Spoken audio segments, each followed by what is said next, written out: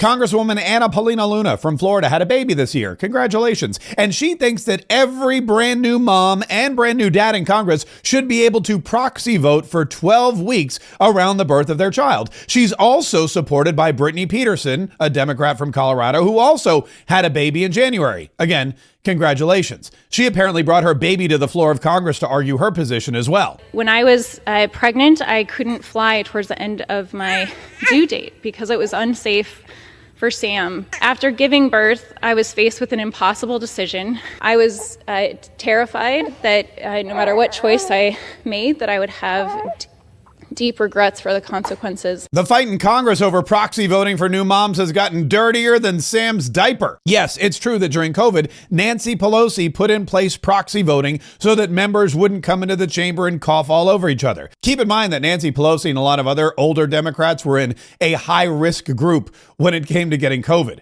That's what happens when you hit 100. But proxy voting just because you had a baby, that opens up a whole Pandora's box of possibilities that a lot of Republican lawmakers just don't want to deal with. I believe we should show up to work.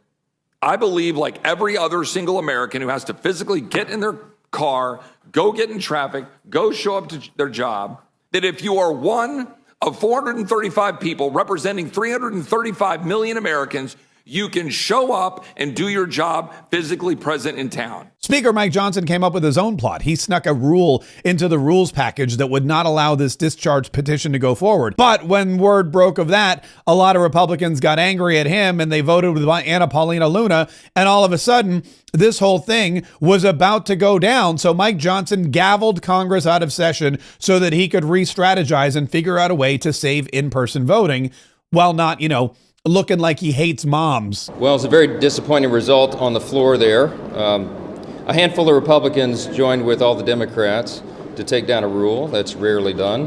It's very unfortunate in this case. 96% of House Republicans voted against proxy voting because they believe it's unconstitutional and they agree that it would open a Pandora's box. And so that's what we just saw. Let me just make this clear. That rule being brought down means that we can't have any further action on the floor this week. That means we will not be voting on the SAVE Act for election integrity. We will not be voting on the rogue judges who are attacking President Trump's agenda. We will not be taking down these terrible Biden policies with the CRA votes. All that was just wiped off the table. It's very unfortunate. We'll regroup and come back and we'll have to do this again. I guess the good news is that Anna Paulina Luna and Brittany Peterson will now have plenty of time to spend with their new kids.